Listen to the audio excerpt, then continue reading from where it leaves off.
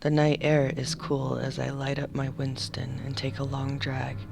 It's a quiet night. I live out in the woods right off a stretch of highway between two interstate exits. There were constantly sounds of motorcycles, annoyingly loud car radio bass, and a train that's tracks is in the deep woods of my backyard. Tonight, though, there wasn't much to hear. I sit on my patio chair and lean it back a little, listening to the crickets. It can get kinda lonely out here by myself. You don't get much company out in these parts, not even trick-or-treaters. I had gotten a few roommates at one time or another after my wife Bailey got real sick, but none worked out. Cohabiting with me ain't always the easiest thing to live through. I'm set in my ways. I like things how I like 'em. I have a system, and it's always worked for me. My hearing ain't what it used to be, but I swear I can hear something going on down the road. Somebody screaming for help? Holy crap, it is. There's some poor gal just screaming her little head off out there. I flick my Winston into the blackness and shuffle inside to get my coat and shoes on. Might as well grab my gun while I'm at it. If that little girl's alone out here in the middle of the night screaming for help, it can't be a good situation. This I know to be true. By the time I get back out my front door, I see her stumbling into my yard, heading towards the driveway. Upon seeing me, her silhouette calls out breathlessly. Thank God, I have been running for almost a mile now, begging for help. No one came out, and some people even turned their porch lights off altogether. My boyfriend, he got mad at me.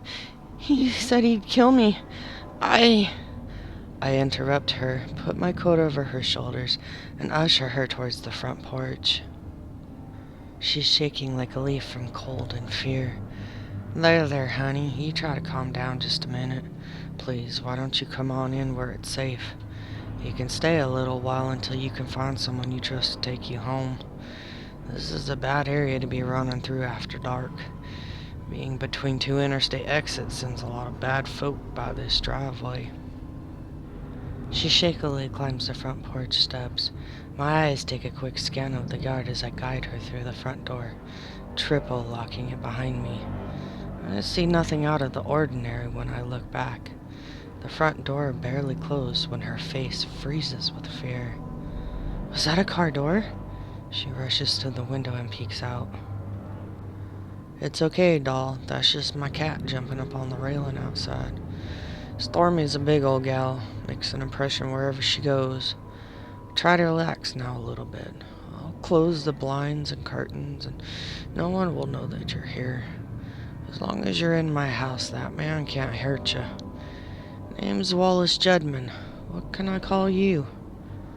Her frame relaxes at the comfort of my words. Maya. My name is Maya. Thank you so much for helping me, Wallace. I was starting to feel like I was invisible. No one responded for so long. So many houses ignored me. Maya bites her lip as she tries to fend off another crying fit. Now, it's alright. Sit on down in the living room here and I'll get you some tea. I'll try to warm you up from the chill outside. It's colder than a witch's tongue out there.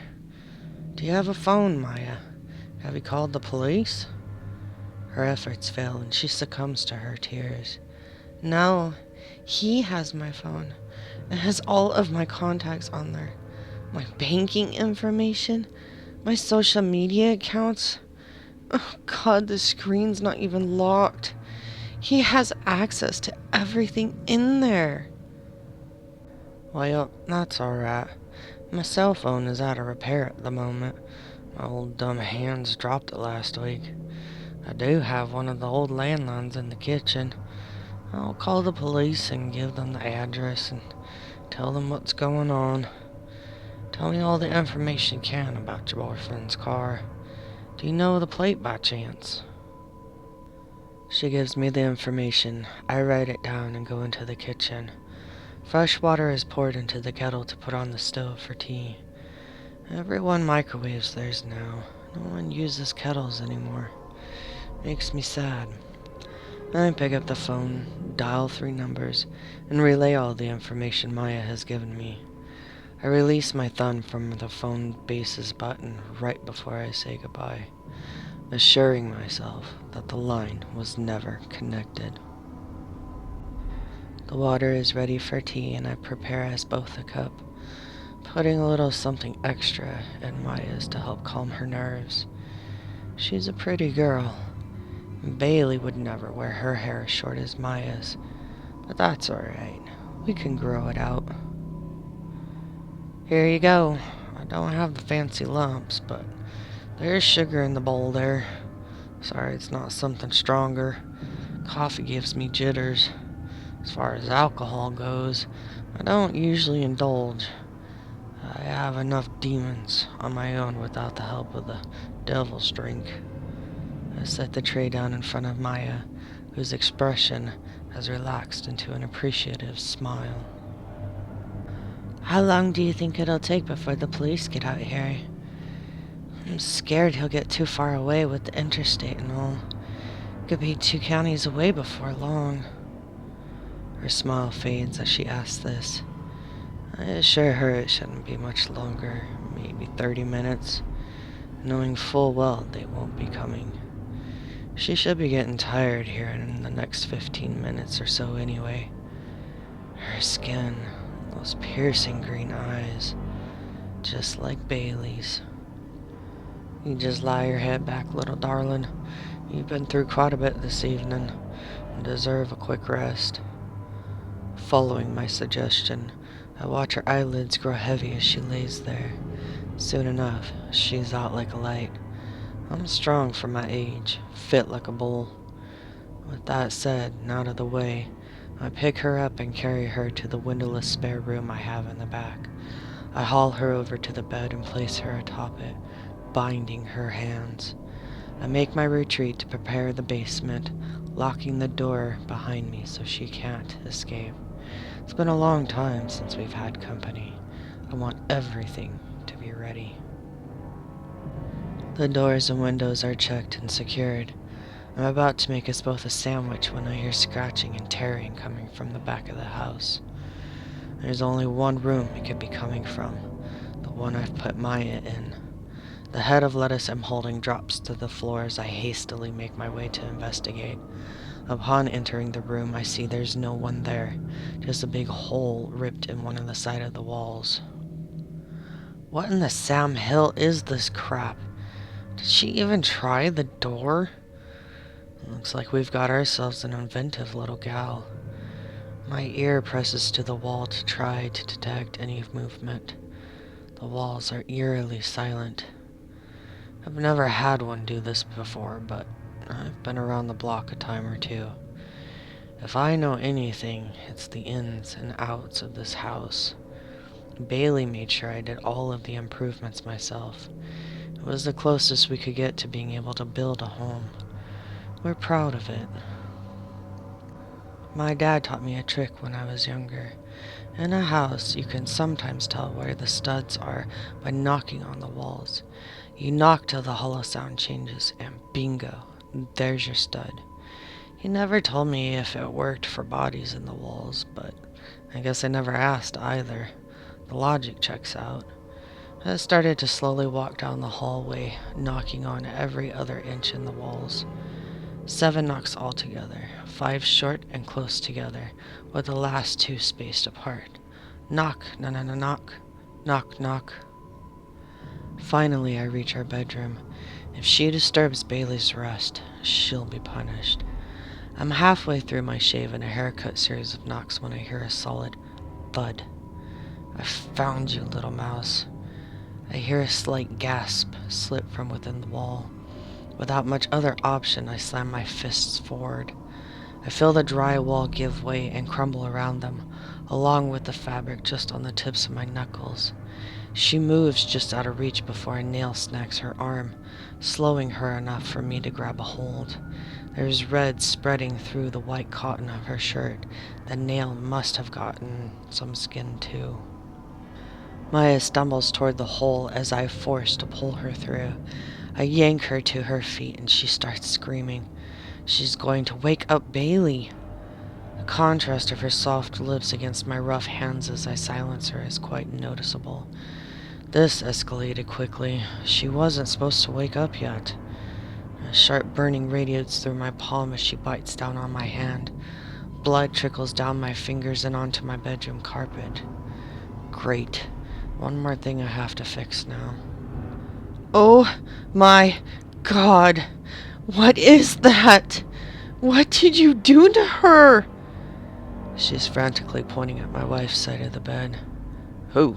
You mean Bailey? She's my wife. There's nothing wrong with her. She was sleeping before you caused all this commotion. It's a miracle this hasn't woken her up already. Maya backs away until there's no space left behind her. No, you're wrong. You're very wrong. Women, people, don't look like that. Christ, she's half melted into the bed, Wallace. You need to call someone out here. Your wife passed away long ago. It's obvious what Maya's trying to do here, but I won't be distracted. Bailey isn't as young as she used to be, but there's no reason to say such cruel things about her. She's resting. She'll wake up when she's ready. In my periphery, I can see her trying to inch her way closer to the door. It's not going to happen, especially not after the things she said about Bailey. Our eyes meet for a moment, then she breaks out into a run. I catch her by her injured arm before she gets close enough to reach it. The shirt slips out of my grasp, causing Maya to trip. There's a sickening crack as her head ricochets off the bedpost. Her body slumps to the ground, quickly followed by a halo of deep red. This wasn't how this was supposed to happen at all. She was supposed to stay alive and live here with me. I was gonna make it to where she got to like it here. There would be no boyfriend looking for her, and whatever family she had would assume anything associated with her disappearance was of his fault anyway. Nobody knew she was here. No one even acknowledged that she had needed help. It was all too perfect. I've lived to learn how to roll with the punches, and I am a gentleman, after all. Maya can rest here with my wife, my two beauties. And now she'll wake up when she's ready. Thank you, Spooks and Spookettes, for joining me for this reading. I really hope you enjoyed it. If you did, I would really appreciate a like on this video. If you think you have a story for me to read, I will leave links below where you can send it. Also, look forward to reading any comments left down below. If you'd like to join me for more, there's always a subscribe and notification buttons that would really make my day. If you're not ready to subscribe just yet, I hope you will check out my other videos. Thanks again, and wishing you sweet nightmares.